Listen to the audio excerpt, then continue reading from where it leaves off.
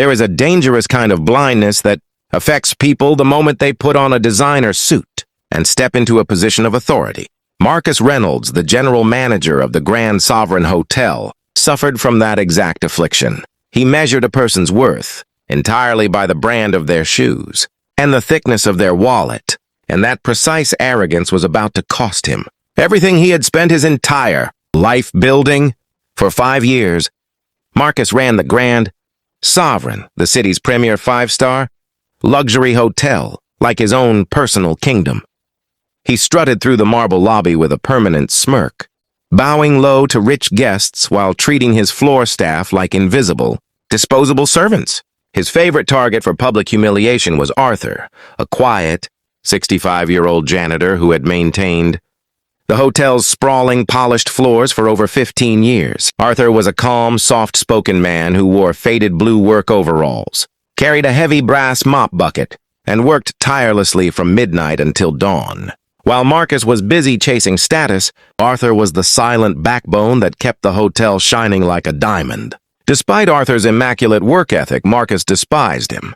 To a snob like Marcus, having an old man in worn work clothes walking past marble columns ruined the high-end aesthetic of his luxury establishment.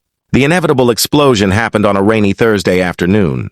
The hotel lobby was packed with international high-net-worth delegates, corporate executives, and celebrity guests. An elderly guest had accidentally dropped a glass bottle of sparkling water near the grand entrance, spilling water across the polished black Italian marble. Arthur immediately rushed over with his mop and a caution sign.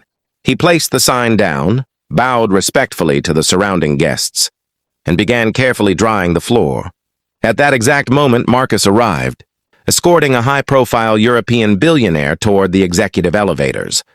As Marcus turned a corner, his Italian leather shoe slipped slightly on a tiny, damp patch near Arthur's bucket. Marcus didn't fall, but his dignity was bruised in front of his most important client. Marcus's face turned instantly pale, then flushed into a terrifying, dark red rage. "What in the hell are you doing, you blind old fool?" Marcus screamed, his voice echoing loudly off the high glass ceilings. The entire lobby fell dead silent. Dozens of wealthy guests, concierges, and receptionists turned to look. Arthur immediately stood up, holding his mop, and lowered his head politely. "I am deeply sorry, Mr. Reynolds. A guest spilled water just a minute ago. I am wiping it up right now so no one gets hurt." "Shut your mouth!" Marcus barked, stepping right into Arthur's face until their noses were inches apart. "Look at you! You're a low-wage grease monkey dragging a filthy bucket through my 5-star lobby. You look like absolute trash in front of my elite clientele." Marcus violently kicked Arthur's mop bucket. The soapy water splashed across the floor, soaking the bottom of Arthur's trousers and splashing onto Marcus's pants. "That's it," Marcus roared, his voice shaking with venom. "You are fired, Arthur! Get your pathetic bucket and get your old carcass out of my hotel right now." "Mr. Reynolds, please," Arthur said softly, his voice steady and calm. "I have worked here for 15 years. I have never missed a shift." "I don't give a damn if you've been here 50 years. Marcus sneered loudly so every elite guest could hear. "You are worthless, Arthur. You are an uneducated nobody who cleans up after real men. Security, escort this old man off the premises immediately and throw his belongings into the alley." 2 security guards stepped forward hesitantly. Arthur held up his hand, stopping them gently. He didn't yell. He didn't plead.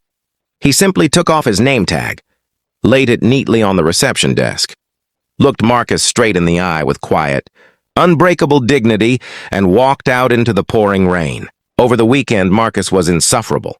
He strutted through the department manager meetings, bragging about how he had finally purged the hotel of dead weight and shown the staff who the real boss was. Before we get to the shocking Monday morning showdown, if you are loving these emotional stories of justice and unexpected twists, hit that subscribe button right now and drop a like on the video so you never miss another legendary upload.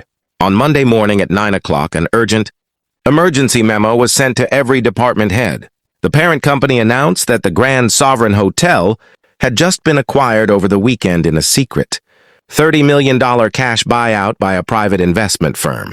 The mysterious new owner was arriving at 10 o'clock sharp to inspect the property and restructure top management. Marcus was practically bursting with pride. He spent 30 minutes adjusting his silk tie in his office mirror, fully convinced that the new owner would recognize his strict management style and promote him to regional director. At 10 o'clock on the dot, a fleet of 3 dark luxury sedans pulled up to the grand entrance. A team of lawyers in sharp charcoal suits stepped out, opening the door for the primary investor. A man stepped into the bright, sunlit lobby wearing a tailored wool suit, polished leather shoes, and a heavy gold watch. When Marcus saw his face, his jaw dropped. His hands began to tremble uncontrollably, and the color drained completely from his face. It was Arthur. He walked with a firm, powerful posture, holding a leather briefcase, flanked by the corporate board of directors. Marcus let out a nervous, high-pitched laugh, sweating profusely. "Arthur, what is this ridiculous joke? Did you rent a fancy suit to come back here and beg for your job? Security, get this crazy old man out of here." "Be quiet, Mr. Reynolds," the lead attorney interrupted coldly, slamming a thick leather folder of acquisition deeds onto the front desk. "Mr. Arthur Vance is not begging for anything. As of 8 o'clock this morning, Mr. Vance's holding company completed the full purchase of the Grand Sovereign Hotel and all associated real estate."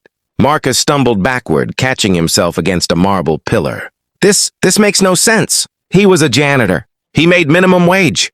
30 years ago," Arthur spoke up, his deep voice filling the silent room with calm, absolute authority. "I founded the largest commercial real estate firm in the country.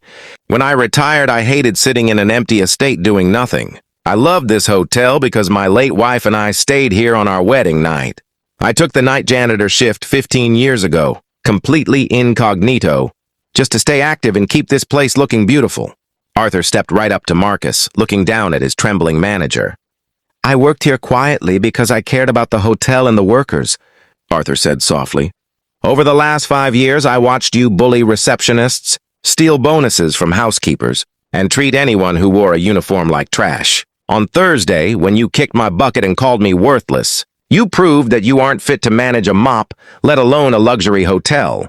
Marcus collapsed onto his knees on the polished marble floor, tears streaming down his face. "Arthur, Mr. Vance, please, I have a mortgage. I have payments. I'm sorry, I was just stressed. Please give me one more chance." Arthur looked down at him with cold pity. A man who tramples on others when he thinks he holds power does not deserve to lead. "On Thursday, you told me I was trash and didn't belong here. Today, Marcus, those exact words apply to you." Arthur turned to his legal team. "Terminate Mr. Reynolds' employment immediately with cause. Audit his entire financial record, and distribute his executive severance package as a bonus to the cleaning and kitchen staff." The entire lobby staff broke into wild applause as two security guards grabbed Marcus by the arms and dragged him out of the building, weeping and ruined in front of everyone. Marcus lost his entire career because he judged a man by the mop in his hand. And Arthur proved that true class doesn't need to shout. It just buys the building.